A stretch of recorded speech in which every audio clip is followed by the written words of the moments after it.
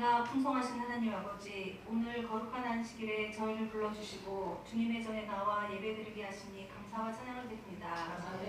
무더운 여름 날씨 속에서도 성도들의 몸과 마음이 더위로 인해 지치지 않도록 믿음으로 보호하여 주시고 가정과 일터 가운데서도 늘 평안으로 함께하여 주시는 은혜 또한 감사드립니다.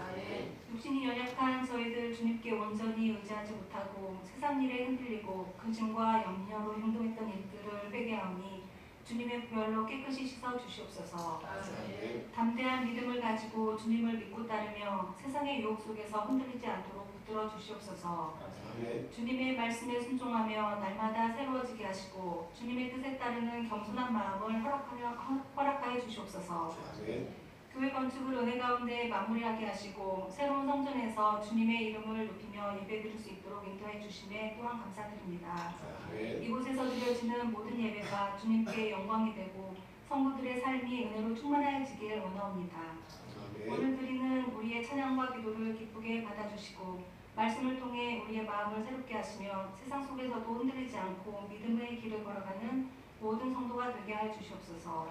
오늘 예배에 참석하지 못한 성도들 어디 있든지 기억하시어 보살펴 주시길 원하오며 이 모든 말씀 우리 주 예수 그리스도 이름으로 기도드립니다.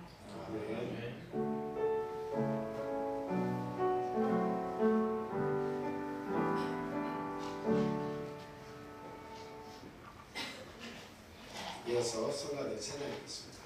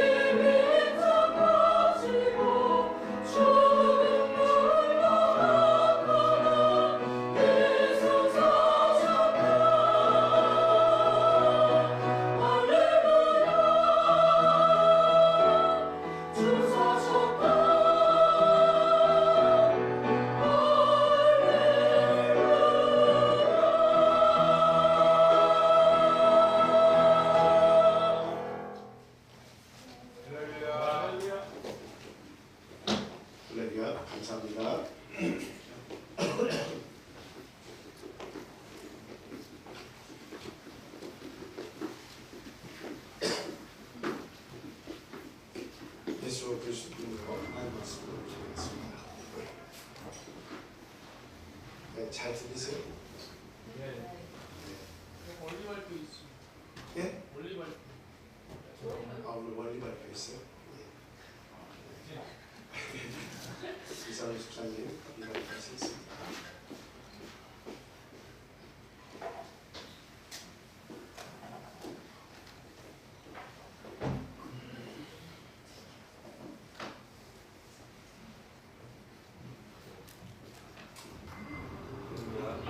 그리스도 이름으로 구원의 은혜를 구하드립니다.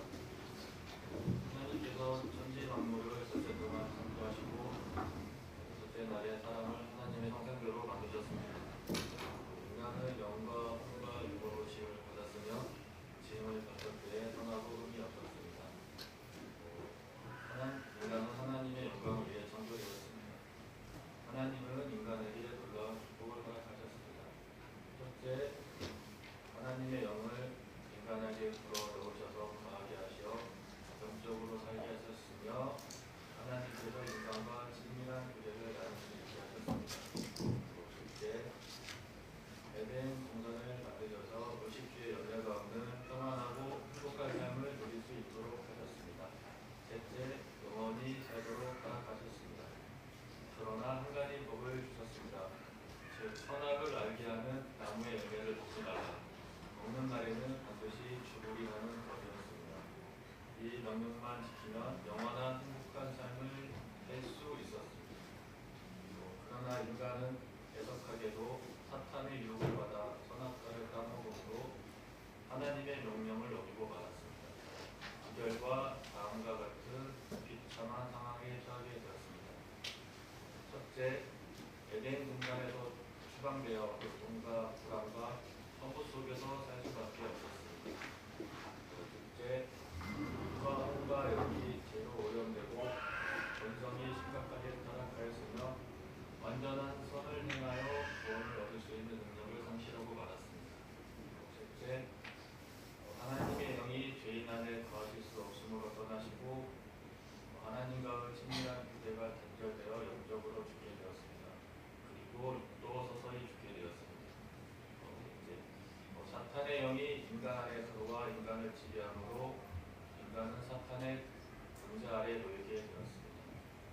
다섯째, 최후로 죽은 후 심판을 받아 영원한 지옥의 형벌을 받아야 할 운명에 놓이게 되었으며 타락한 모든 인간은 어느 누구도 이 저주스러운 운명에서 벗어날 수가 없습니다.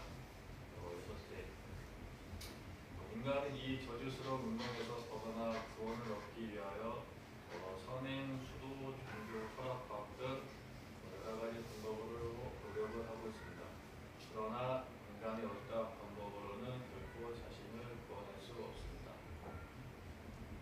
그 이유를 간단히 종합하면 인간은 스스로 죄의 문제를 해결할 수 없고 또한 사령을 쫓아내고 생명을 모셔줄 수가 없기 때문입니다. 하나님은 사탄의 권세 아래에서 죄로 인해 멸망받을 수밖에 없는 인간을 불쌍히 여기고 사랑하셔서 최초의 인간처럼 회복하여 구원하실 계획을 세우셨습니다. 그 회복의 계획이 바로 예수 그리스도 십자가를 통한 죄사함과 생명의 내주입니다. 이 두 가지가 구원의 핵심으로서 구약 성경에서 줄기차게 예언되었으며 신약은 그 실현을 보여주고 있습니다. 하나님께서 이를 위해 하나님 자신이 육신으로 이 땅에 오셔서 인간의 죄를 대신 지시고 십자가에 달리시어 피 흘려 죽으시고 장사된 지 3일 만에 부활하셨습니다. 그분이 바로 예수 그리스도이십니다. 그리고 그를 믿는 자에게 값없이 은혜로 이 두 가지의 문제를 해결할 수 있도록 하셨습니다. 그 방법이 바로 예수님께서 말씀하신 거듭남입니다. 거듭남이란 죄사함이 침례이며 성령을 받아 방황을 말하는 것입니다. 이 거듭남을 예수님은 물과 성령으로 나눈 것이라고 했으며 바울 사도는 중생의 씻음과 성령의 새롭게 하심이라고 했습니다. 침례를 받아 죄사함을 얻으며 의롭다 칭함을 받으며 구원을 얻게 됩니다. 그리고 성령을 받게 되며 하나님의 영이 인간을 지배하는 사령을 내어 쫓으시고 인간 안에 내주하시게 됩니다. 가지의 문제를 해결한 사람은 사탄의 권세에서 하나님의 권세로 들어와 영적으로 범죄하기 전에 인간으로 회복되어 엄청난 복대 신분의 변화를 받게 되고 또한 복되고 풍성한 삶을 살 수 있게 하시고 장차 죽게 되면 그 영혼이 낙원을 거쳐 영원한 천국에 들어갈 자격을 얻게 됩니다. 이 하나님의 권세가 영적이 되며 이 땅이 건설될 하나님의 나라이며 새 예루살렘이며 천년왕국이며 교회입니다. 교회는 영적으로 영광스러운 장소입니다. 성도는 거듭남으로 얻어진 의와 구원을 유지해야 합니다. 구원을 받는 것도 중요하지만 영원한 천국에 가기까지 구원을 유지하는 것은 더욱더 중요합니다. 생명의 성령의 법을 유지하기 위해서는 첫째, 영적 에덴이 교회를 떠나 믿음을 상실하면 안 됩니다. 왜냐하면 교회에서 개인의 구원이 유지되기 때문입니다. 둘째, 십계명을 굳게 세우고 지키기 위하여 힘써야 하며 십계명을 통하여 깨닫게 되는 자신의 죄인과 지은 죄들과 심지어 깨닫지 못한 죄까지도 예수 그리스도 십자가를 의지하여 자백하고 회개하여 지속적으로 죄 용서함을 받아야 합니다. 이 지속적인 죄사함이 은혜 중에 가장 큰 은혜입니다.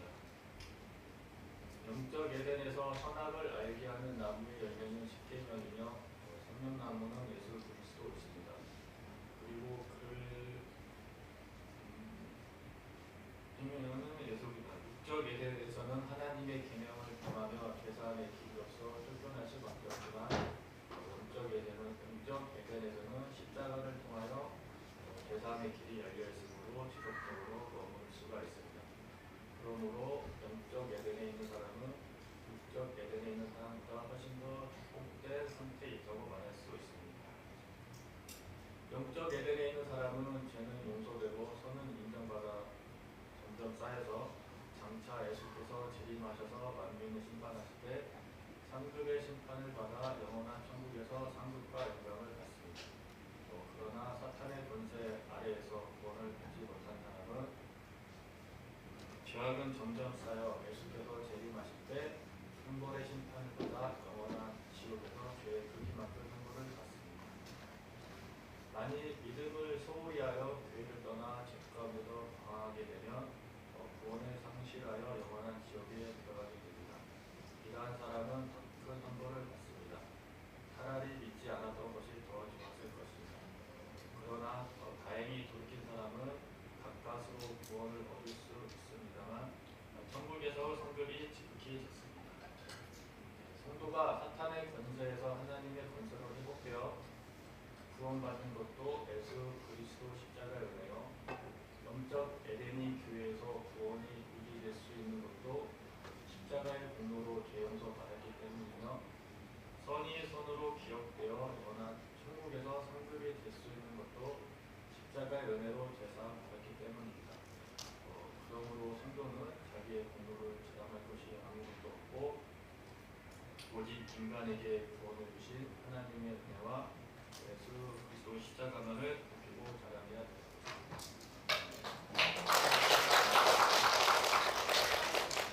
수고하셨습니다.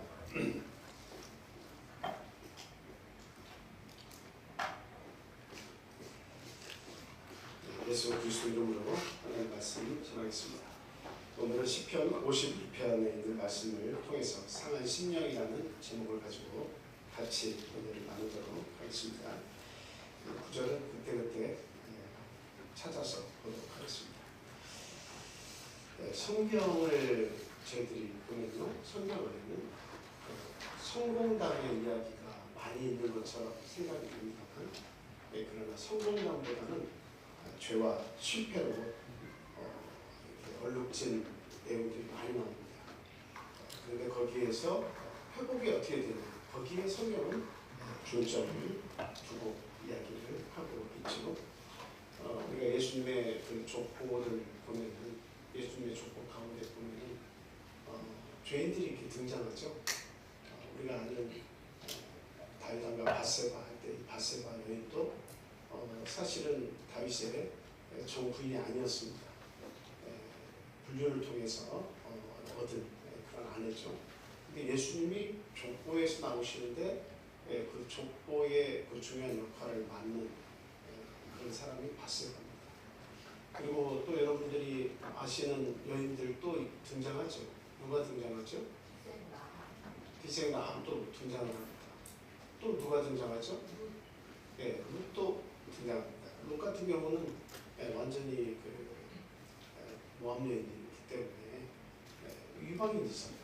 이방인인데도 불구하고 구원에서 제외당하는 것이 아니라 그의 열정을 하나님께서 아시고 믿음을 통해서 구원하시는 그런 일을 볼 수가 있습니다. 그래서 이 성경을 쭉 보면 죄로 얼룩진 삶이 예수 그리스도를 통해서 우리 하나님을 통해서 어떻게 회복되고 있나 거기에 중요한 점을 찍고 있다라고 하는 사실입니다.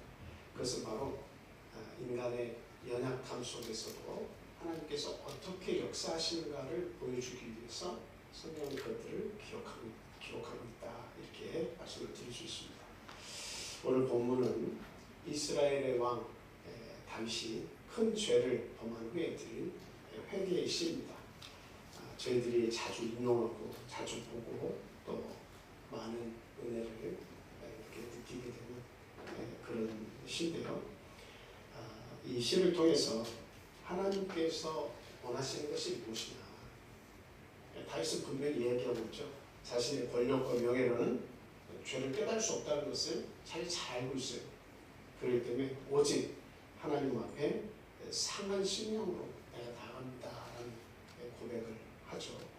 그래서 오늘 하나님께서 기뻐하시는 또 구하시는 제사는 어떤 제사인가 하는 것을 우리가 같이 생각을 하고 어떻게 하나님께서 그 상한 심령을 통해서 회복과 은혜의 문을 여는지 말씀을 통해서 같이 깨닫는 시간을 갖도록 하겠습니다.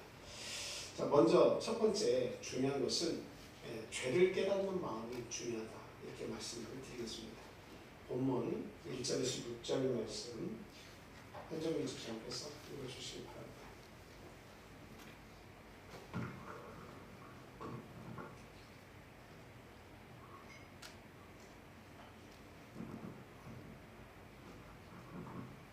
하나님이여 주의 인자를 따라 내게 은혜를 베푸시며 주의 많은 긍휼을 따라 내 죄악을 지워주소서. 나의 죄악을 맑게 씻으시며 나의 죄를 깨끗이 제하소서. 무릇 나는 내 죄과를 아오니 내 죄가 항상 내 앞에 있나이다.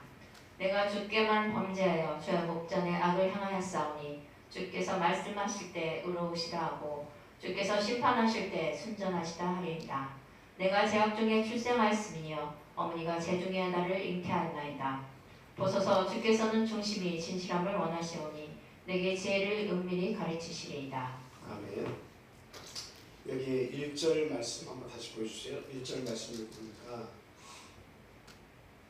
맨 위에 뭐라고 되어 있어요? 시작 전에 다윗의 시 이렇게 되어 있고 인도자를 따라 부르는 노래 다윗이 밧세바와 동침한 후 선지자 나단이 그에게 왔을 때 이렇게 되어 있죠. 그러니까 다윗이 그 목욕을 하고 있는 밧세바를 동옥상에서 그것을 보고 마음이 통해서 그 여인을 데리고 왔단 말이죠. 남편이 있는데 그 여인과 동침한 후에 선지자 나단이 와서 그에게 깨우침을 줬죠. 그 비유 새끼 양을 들으면서 가난한 자에게 있는 새끼 양을 부자가 그것을 이렇게 가지고 가서 그렇게 사용했다고 하는 그 내용을 볼 때 다윗이 굉장히 막 격노했을 때 도대체 그런 사람이 있느냐고 하니까 바로 그 사람이 당신 왕이십니다. 이렇게 나단 선지자가 깨우침을 줬습니다. 그 어떻게 보면 웬만한 왕 같으면 아마 거기서 나단 선지자를 크게 꾸짖었을 거예요. 감히 네가 여기가 어느 안전이라고 나를 비유의 대상으로 삼아서 나의 잘못을 이렇게 깨우치려 드리냐 하면서 당장 나가거라 하면서 목숨만은 내가 살릴 수 있다. 아마 이렇게 하고 물리쳤을 수도 있을 것 같아요. 근데 다윗은 그 순간에 자기의 죄를 순간적으로 깨달았습니다. 내가 얼마나 악한 사람인가, 하나님 앞에 얼마나 큰 죄를 졌는가 하는 것을 깨닫는 거죠. 그러면서 1절에 이렇게 고백을 합니다. 하나님이여 주의 인자를 따라 내게 은혜를 베푸시며 주의 많은 긍휼을 따라 내 죄악을 지워주소서 이렇게 얘기하고 있죠. 다윗은 자기의 죄를 변명하지 않았습니다. 내 죄가 항상 내 앞에 있나이다. 그 잘못이 떠나지 않고 계속 마음속에 머물러 있는 거예요. 너무나 고통스러운 거예요. 너무나 아픈 거예요.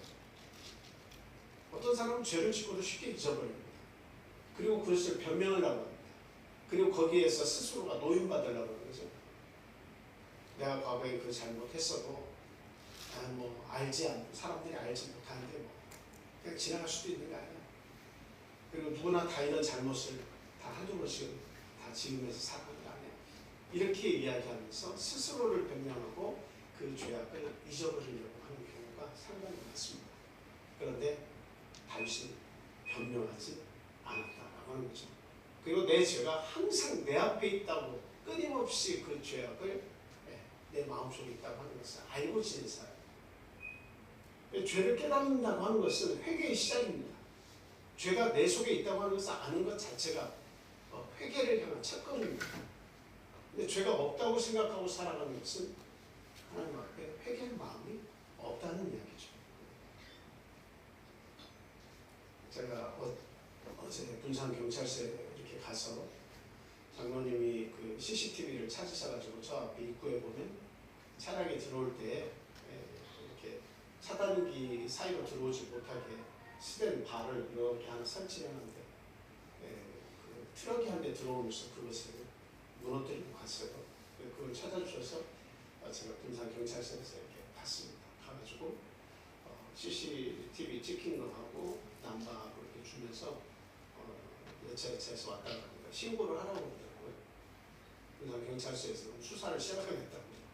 그래서 이건 수사를 시작할 내용은 아니고 그 사람하고 통화하게 번호만 좀 주시라고 했더니 이거 신고해야지 이게 시작이 되는데 그러면 번호만 알려드리면 됩니까? 그래서 번호만 알려주세요. 그래서 번호를 이렇게 땄는데 제가 하기 전에 거기에서 경위 한 사람이 전화를 하더라고요.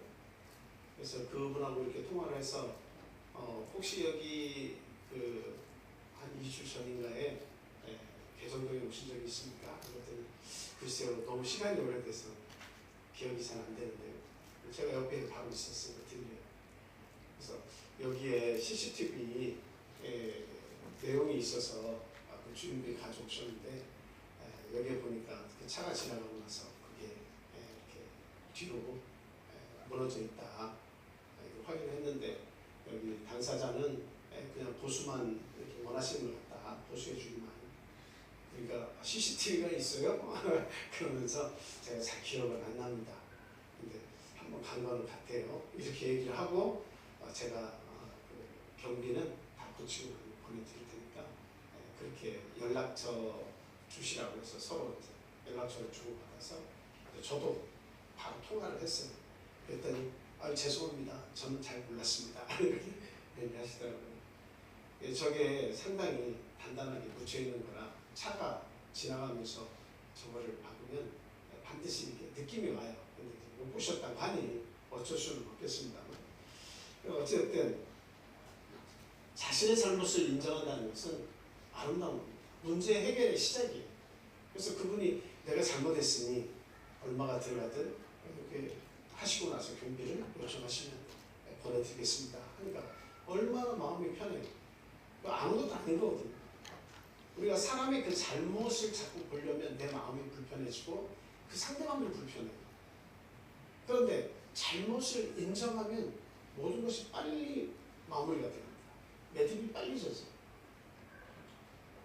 하나님께서 원하시는 것은 뭐예요? 증거는 하나님이 다 가지고 있어요. 하나님은 우리의 마음을 다 알고 계십니다. 무엇을 잘못했는지, 어떤 죄가 있는지, 어떻게 사람이 연약한지 하나님은 다 잘 알고 계세요. CCTV보다 더 정확하게 알고 계세요. CCTV는 사각지대가 있어서 안 보이는 경우도 있어요. 하나님은 더 정확하게 아시는 거예요. 그럼에도 불구하고 하나님 앞에서 변명거리를 찾는 것이 인간이다 라고 하는 거죠. 이래서 못했습니다. 이래서 하기 어려웠습니다. 얘기하는 거죠. 다윗과 여러분 그 첫 번째 왕인 사울왕과의 차이점이 뭘까요? 하나님께서 사울에게서 그 왕위를 다윗에게 넘기려고 하신 데는 이유가 있습니다. 뭐 크게 두 가지죠. 하나는 블레셋과의 전투에서 제사를 선지자 외에는 드릴 수 없는데 제사장 한번 드릴 수 있는 것을 못 기다리고 본인이 하나님의 제사를 드렸다는 사실. 또 하나는 또 뭐죠? 어느 족속이었어요? 아말렉 족속하고 왜 아말렉 족속이에요? 그 족속하고의 전투를 해서 하나님께서 이기도록 하셨는데 그 모든 아각 왕하고 모든 좋은 것들을 다 진멸하라고 이야기했어요. 그런데 그 모든 좋은 것들을 죽이려니 아까워가지고 살려주거나 아각 왕도 살려고 데리고 왔잖아요. 그리고 나서 그 모든 짐승도 다 죽여야 되는데 거기에서 좋은 것들은 다 살려왔어요. 그래서 왜 하나님의 말씀에 순종하지 않았느냐라고 사무엘 선지자가 부르니까 뭐라고 그러냐면 백성들이 마땅히 진멸해야 하지만 그 가운데에서 좋은 것들을 하나님께 드리기 위해서 취하였나이다. 이렇게 얘기를 하고 있습니다. 변명이죠. 마땅히 멸해야 되지만 이 말은 뭐예요? 마땅히 멸해야 되는 것은 멸해야 되는데 거기에서 백성들이 하나님께 드리기 위해서 좋은 것들은 취하였습니다. 이렇게 얘기하고 있죠. 첫째는 백성들에게 그 죄를 전가하고 있고 그 다음에 하나님께 제사를 드리기 위해서라고 하는 변명거리를 거기다가 됐습니다. 하나님께서 통하시지 않죠. 그냥 정말 죽을 죄를 줬습니다. 잘못했습니다 하면 하나님의 마음이 또 어떻게 움직이실지 모릅니다. 그러나 그는 참 하나님 앞에 내가 그렇게 한 것이 아니라 백성들이 그렇게 선택을 해서 한 것이고 그리고 또 하나님께 드리려고 한 것이니 그럴 수 있는 거 아닙니까? 이렇게 변명을 했다는 거죠. 그 차이가 다윗한 거죠. 사울왕의 차이였다라고 하는 사실입니다. 요즘에 아이들도 보면 매를 들고 부모가 딱 이렇게 다그치는 거 있죠. 먹지 말라고 하는데 왜 먹었어? 그러면은 입을 막 깎아가지고 막 묻어있는데도 불구하고 안 먹었는데요. 아주 그냥 자신있게 거짓말하는 그런 아이들 봅니다. 부모들은 그 죄를 보고 잘못을 보고 마음 아픈 게 아니라 그 잘못을 시인하지 않고 변명하는 것을 보면서 마음 아파요. 하나님도 똑같아요. 잘못은 누구나 할 수 있어요. 그러나 그 잘못을 지적을 했을 때에 그 잘못에 대해서 비껴가려고 거짓말을 하고 또 변명을 하는 것을 부모가 마음 아파요. 하나님 그걸 싫어하셔요. 우리가 우리의 죄를 감춘다고 해서 감춰지는 게 아니에요.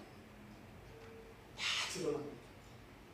그런데 그것을 감추었다고 나 스스로만 아니까 평안하게 모든 것을 잊어버리려고 하나님 저는 그래 나름대로 깨끗하게 살고 있습니다. 이렇게 마음을 가지고 살 때 그 사람의 미래가 어두운 거예요. 다윗과 같이 자기의 잘못을 선지자를 통해서 또 하나님을 통해서 그것이 공개됐을 때에 자기의 죄를 덮으려고 하기보다는 자기의 죄를 인정하는 그리고 상한 심령을 가지고 그 죄악 앞에 이렇게 직면하는 그 모습이 하나님을 감동시킬 수 있다라고 하는 사실을 오늘 말씀을 통해서 저희들이 깨닫습니다. 보통 병원에 오는 의사 선생님들이 고치기 힘들어하는 그런 사람들이 있다고 해요. 그건 뭐냐면 아픈데도 아파서 왔는데 아픈 걸 인정 안 하는 사람이 있어요. 제가 이번 주에는 좀 일이 많았는데요. 왼쪽 눈도 백내장 수술을 받았습니다. 이게 오른쪽 눈 백내장 수술 받을 때에 약간 두려움이 생겼어요. 뭐냐면 마취에 대한 두려움이에요. 여기 귀 뒤에 대해서 막 깊은 바늘로 깊이 넣어가지고 마취를 하고 또 그것도 아니고 눈에도 이렇게 바늘로 찔러서 마취를 하는 그걸 또 해야 된다고 생각하니까 아 이거 왼쪽 눈 수술을 어떻게 하지 하고 이렇게 고민을 많이 했었어요. 근데 여기 수성동에 어느 분이 거기가 잘한다고 해서 그냥 왔다 갔다 하기가 힘들어서 여기서 수술 받자 하고 좀 기대하고서 이제 바늘이 좀 들어올 것이다 하고서 이렇게 하고 기다리고 있는데 바늘은 안 들어오고 눈에 계속 안약을 넣어요. 한 1시간 반 전부터 안약을 계속 넣기 시작해가지고 거기에 수술대에 딱 누우니까 거기서도 또 안약을 또 넣는 그걸 하더라고요. 근데 마취 자체가 바늘이 아니고 여기는 그냥 눈에 안약을 통해서 마취를 하는 거예요. 많이 됐는지 안 됐는지도 모를 정도로 그냥 안약을 계속 넣어서 언제 주사 바늘이 들었구나 이제 시작이나 언제나 하고 있는데 지금 막 수술합니다 시작합니다 그러는데 마취도 안 하고 하나 무슨 눈이 얼마나 아플까 막 그런 생각으로 막 긴장을 하고 있는데 긴장하지 마십시오. 한 10분 15분이면 끝납니다. 근데 이런저런 얘기하면서 벌써 끝났습니다 하고 얘기하는 거예요. 참 100번도 받겠다. 이런 수술이라면 100번도 받겠다. 이렇게 생각하고 나왔는데 원장 선생님이 그 다음 하시는 분에 대해서 걱정을 하는 거예요. 뭐냐면 의사 선생님이 노인 의사 선생님 오랫동안 진료를 다 마치시고 퇴임을 하신 분인데 의사 선생님 이제 80 넘은 분이 오셔가지고 수술 받으려고 하니 이분은 제일 힘들다는 거예요. 왜 그럴까요? 너무나 잘 알고 계시고 뭐 안과에 대해서는 너무나 자세히 아시는지 모르시는지 모르지만 알고 계시니까 계속 불안하니까 질문만 계속 하는 거예요. 너무나 두렵습니다. 이게 진짜 이게 쉽게 끝납니까?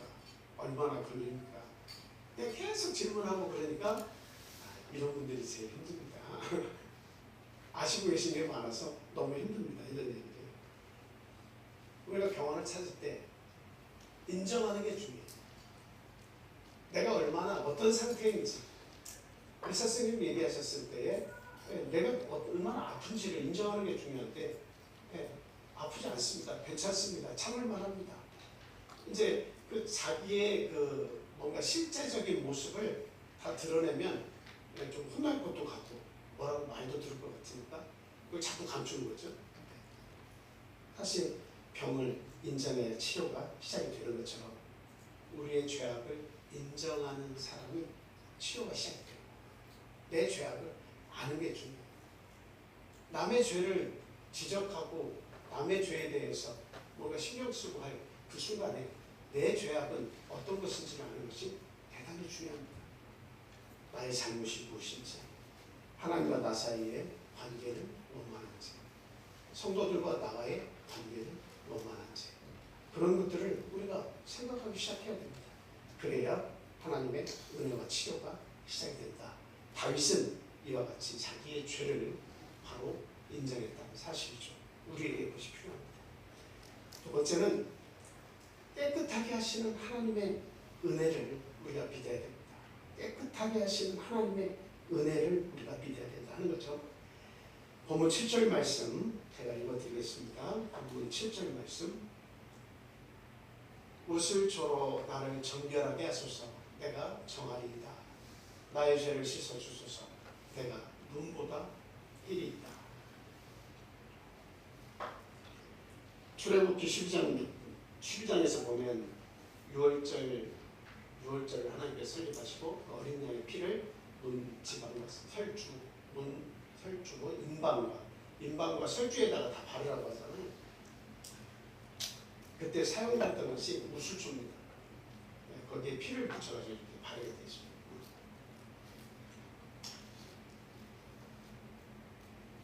죄를 씻는다라고 하는 것은 그냥 단순하게 뭘 세척한다 하는 그런 의미를 넘어서서, 죄를 씻는 걸 세척한다 그런 의미를 넘어서서 더 정확하게 이야기하면 깨끗한 속죄 제물의 죽음을 통한 피를 통해서 깨끗해진다는 사실이에요.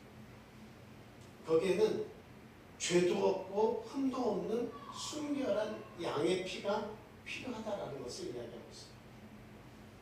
거기에 능력이 있는 거예요. 하나님은 그 양의 피를 보시고 넘어가시는 거죠.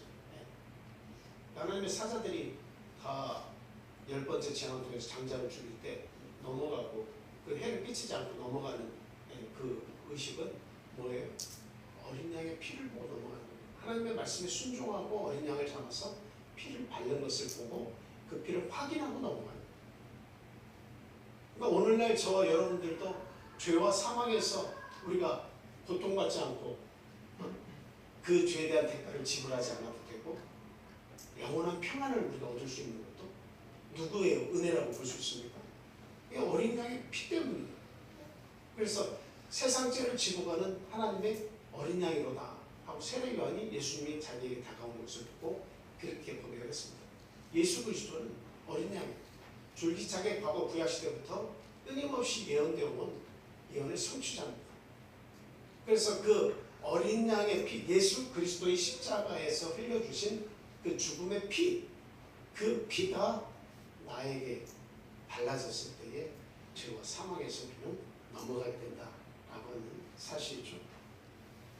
그래서 우리 하나님은 우리를 깨끗게 하시기 위해서 이 땅에 예수 그리스도를 보내셨고 예수 그리스도를 십자가에 달리게 하셨다라고 하는 사실입니다. 한 주부가 주부뿐만 아니고 저도 마찬가지입니다.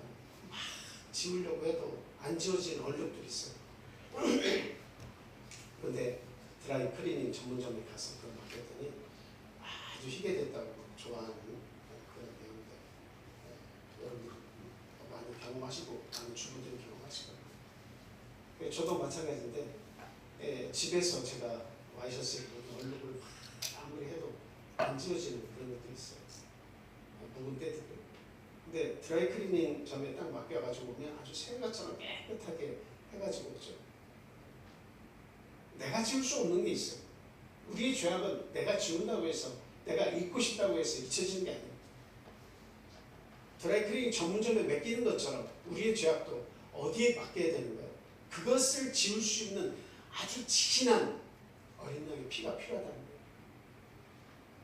예수 그리스도의 피에 적셔야만 우리의 죄악이 사라져요.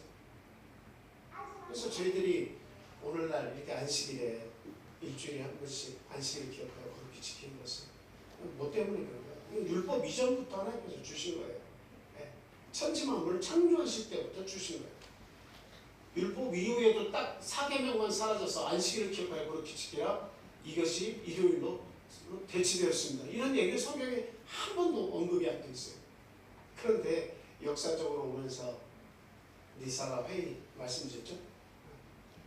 니케아 회의, 사르디카 회의, 라오디게아 회의 이 세 번의 종교 회의를 거쳐서 안식일이 일요일로 이제 바뀌는 거예요. 사람이 바꾼 거예요. 사람의 계명, 사람의 유전을 쫓아서 바뀐 겁니다.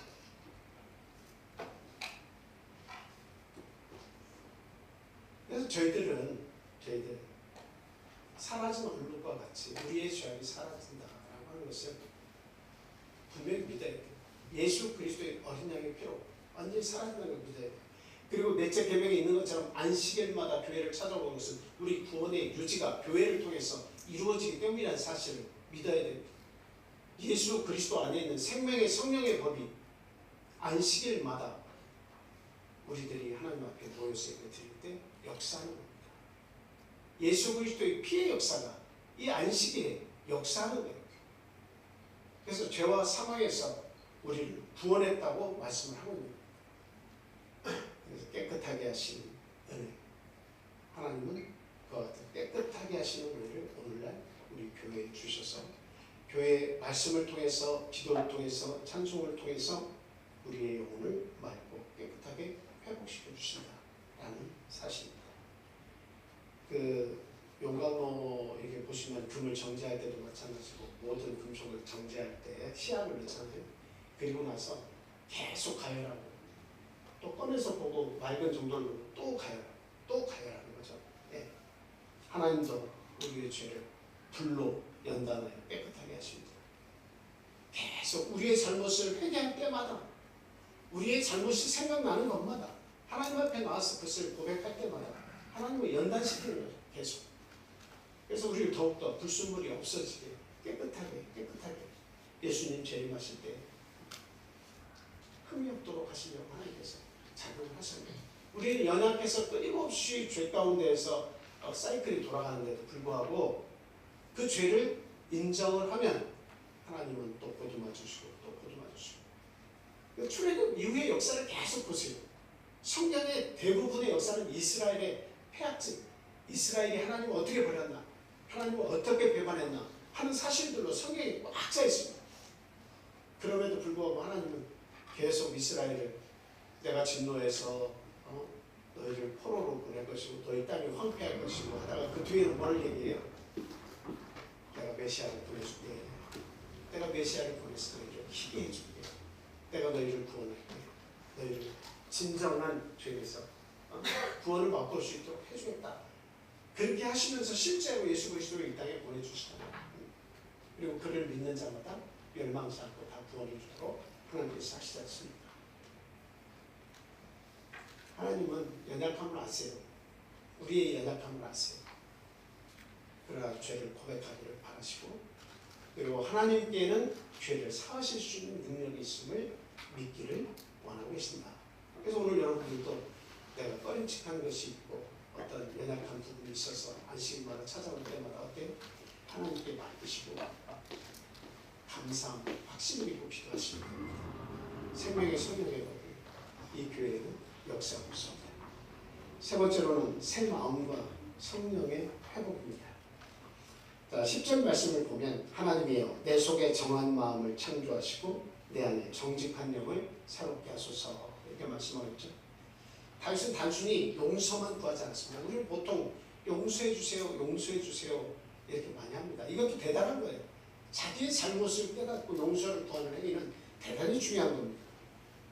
용감한 행위예요. 아무나 할 수 있는 게 아니에요. 그런데 다윗은 거기에 뭘 더 추가해서 구했습니까? 새 마음을 주십시오. 새 영을 주십시오. 정직한 영을 새롭게 해주십시오. 새롭게 해달라고 자꾸 기도했습니다. 네.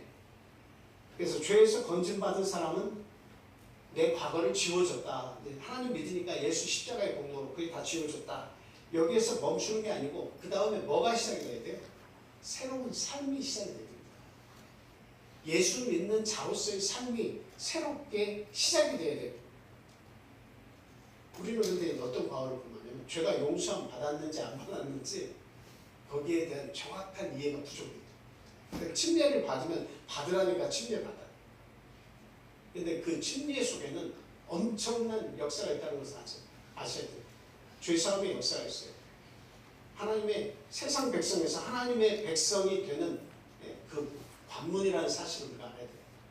그때부터 하나님께서 그를 기억하시고 그에게 복을 부어주시는 거예요. 내 자녀이기 때문에 하나님 책임져 주시는 거죠. 이때까지는 방관자로 살았고 하나님의 말씀을 들었고 하나님의 자녀가 아니었지만 그 침례를 받고 나서부터는 예수 그리스도의 피에 우리의 영혼을 적시고 나서부터는 하나님의 관심사가 내 삶 속에 들어와 있다. 그래서 이제부터는 예수 그리스도의 사람이 되었으면 그 이후부터는 새 사람으로 살아야 돼요. 우리가 구해야 할 것은 우리의 정직한 영, 더 새롭게 해달라고, 정직한 영으로 새롭게 해달라고 하나님 앞에 구해야 돼요. 새 마음을 주십시오.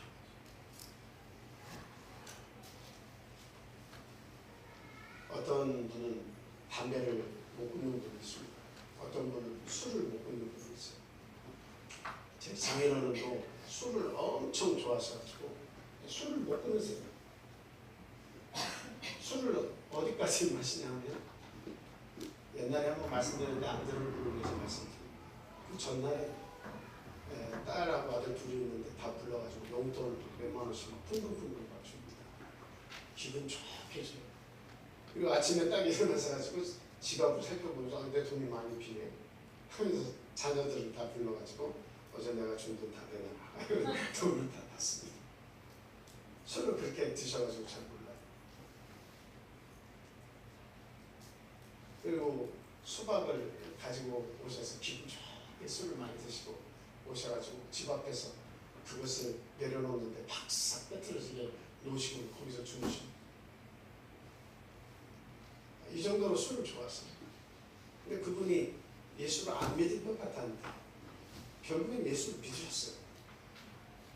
그래서 어느 한순간 예수 믿는 사람은 술을 먹으면 안 됩니다. 그랬더니 술을 딱 끊으셨어요. 교회 다니시면서. 근데 담배도 잘 피시는데 담배는 잘 못 끊으시더라고요. 여러분, 예수 믿는 자는 술을 마시면 안 됩니다. 이 답은 정답은 아니에요. 성경에서 그 잠언 21장부터 23장 사이를 보면 포도주는 이렇게 하면서 어떻다 하는 이야기가 나와 있습니다. 마시지 말라는 이야기죠. 그런데 뭐 성경 속에서 예들을 보면 예수님은 그러면 왜 연회장에서 물을 포도주로 만드는 일을 예수님은 하셨습니까? 마시지 말라고 왜 만들었습니까? 그러니까 그 나라의 여건과 상황을 우리가 이해를 하면 알 수가 있는 거죠. 바울 사도도 디모데에게 약으로 포도주를 쓰라는 이야기를 하고 있잖아요. 어쨌든 한나도 역시 기도하고 있을 때 제사장이 엘리 제사장이 뭐라 했습니까? 왜 술을 마시고 와서 이렇게 여기에서 있느냐고 꾸짖었잖아요. 술을 마시는 게 아니라 기도하는 건데. 그런 내용을 보면 독주나 뭐나 이런 것들을 나시린들은 못 마시겠지만 그 당시 이스라엘 사회에서는 그 석회수가 많이 나기 때문에 그 대신으로 포도가 많이 나요. 그래서 그걸 짜서 포도주로 만들어서 음료 대용으로 많이 먹습니다. 어쨌든 그리고서 그것도 독주도 먹는 분들도 있고 다 했는데 문제는 너무나 많이 마시는 게 문제니까 마시지 말라 이런 이야기들이 나온 겁니다. 어쨌든 술 먹어서 지옥 간다는 이야기는 아닙니다. 담배 피워서 지옥 간다는 이야기는 결코 아닙니다. 그러나 그게 몸에 유익하지 않도록 먹고 마시는 것은 하나님 앞에 절대로 좋은 것이 아니다라고 하는 사실. 그래서 저희 장인어른이 담배를 끊으셔야 됩니다. 그러니까 담배를 조금씩 줄여가지고 많이는 안 피시는데 어디 이렇게 놀러 가고 그러시면 몰래 생각 나갔다 오시면 담배를 한 대씩 피우세요. 그 마음을 충분히 100번 이해를 합니다. 노력하는 거죠. 그래서 우리 장인어른이 참 다른 건 몰라도 정말 뭐 이렇게 참 박수 쳐드리고 싶고 생각하시면 예수 믿고 나서 이렇게 해야 됩니다라고 하면 그냥 즉각적으로 순종을 하세요. 예수 믿으시면 이렇게 해야 됩니다라고 하면 즉각적으로 순종을 하세요. 예수를 안 믿었기 때문에 그동안에 모르고 살았기 때문에 예수 믿는 사람은 이렇게 해야 됩니다라고 하면 아 그러는 거요? 네, 그렇게 하십니다. 이 새 마음을 가지는 우리 예수 믿는다고 말만 자꾸 하면서 내가 새로워지지 않는 거예요. 뭔가 딱 끊어지진 않는 거예요. 우리의 잘못된 습관들 그게 계속 연결고리가 돼서 계속 이어지는 것은 새 마음이 없기 때문에 물론 우리가 이 시간 말씀을 듣고 회개한다라고 이야기합니다. 이 회개라는 것은 단순한 습관 교정을 하는 것이 아니라 마음을 새롭게 하시는 하나님의 역사라는 사실을 알아야 돼요. 하나님의 역사가 시작이 돼야 마음이 새로워져야 진정한 회개가 일어나는 거예요. 하나님 저 이거 잘못 회개합니다. 이렇게 한다고 해서 회개가 이루어지는 게 아니에요. 하나님의 역사가 있어야 회개가 이루어지는 거예요. 하나님이 그 마음 속에 회개할 마음을 주시고 돌이킬 마음을 주시고 결단할 수 있는 힘을 주셔야 그게 진정한 회개가 일어나는 거예요. 그냥 내가 스스로 창피하고 내가 스스로 못해서 그냥 이거 잘못했습니다. 이렇게 하는 것을 통해서는 절대 그 습관이나 나의 삶이 변화되지 않는다라고. 회개한 성도는 반드시 새 삶의 열매가 나타나게 된다라고 하는 사실. 용서받은 기쁨이 얼굴에서 나타나요. 찬양과 섬김으로 반드시 그 구원의 기쁨이 드러나야 된다. 교회 오는데 내 마음이 어둡고 내 입이 잘 열리지 않고 감사의 찬양이 나오지 않고 안식일이 되어도 뭔가 교회 가고 싶어하는 열정이 생기지도 않고 뭐 새 마음이 없는 거예요. 그렇게 해서 1년이 가고 5년이 가고 10년이 가고 20년이 가봐야 변화가 없는 거예요. 하나님 우리가 기도해야 될 때 하나님 나에게 정직한 영을 새롭게 해주십시오.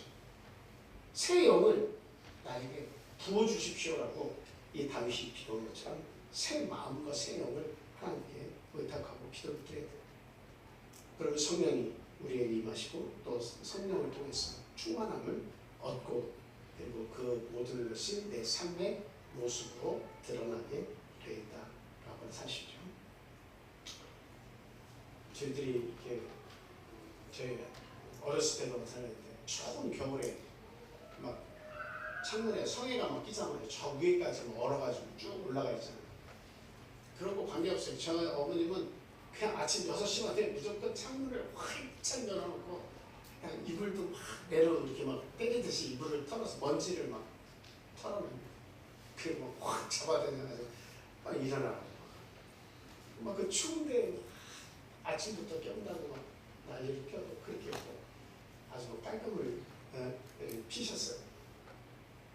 그래서 햇볕을 봐라. 햇볕을 보면 먼지가 얼마나 많이 나는데 하면서 닦은 자리 또 닦고 그 조그만 방을 닦은 자리 또 닦고 창문을 열어야 공기가 순환이 되면 기분이 좋으시다는 거예요. 여러분 우리도 마찬가지예요. 햇빛 사이에서 햇빛이 들어오면 먼지가 막 움직이는 게 보이잖아요. 얼마나 많은 먼지를 우려가십니까. 근데 그 방을 새롭게 하려면 창문을 다 열고 바람을 통해서 그 먼지들을 한번 다 지나가게 해야 돼요. 그러면 거기에 새 공기가 딱 차면 아주 기분이 좋습니다. 우리의 마음도 성령의 바람이 불어와야 됩니다. 기도하고 싶어지는 마음이 생겨야 돼요.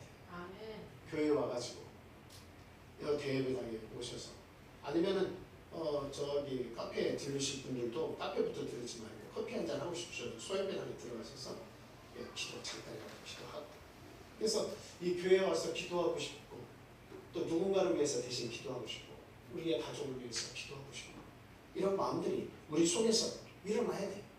믿음이 부족한 우리의 자녀들 멀리 떠나있는 자녀들이 믿음에서 실족하지 않기 위해서 우리는 생각하고 끊임없이 기도해야 됩니다.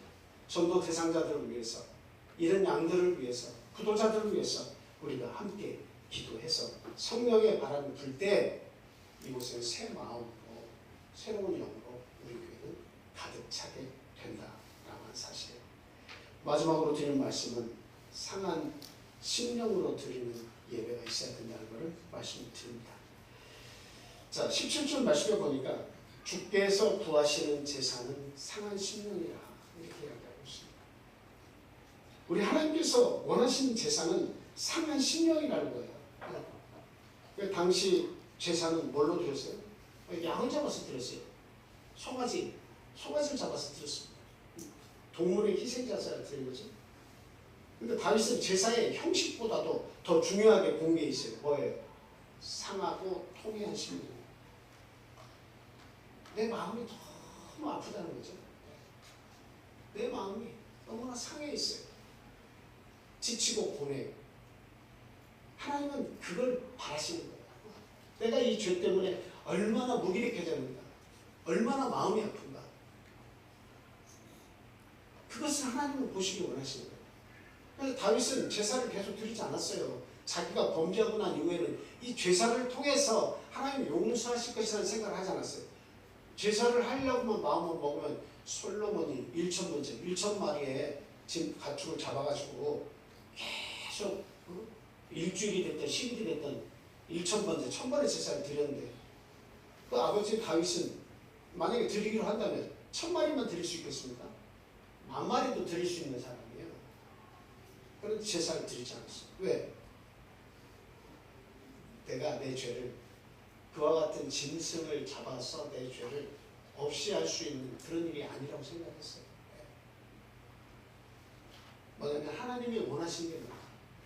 그냥 제사만 1,000마리 드린다고 해서 하나님 내 죄를 용서하실까? 그 제사로 나아가기 전에 뭐가 필요하다고 느낀 거예요? 하나님이 나의 통회하는 심령, 내가 애통해하는 마음을 하나님 보시길 원하신다.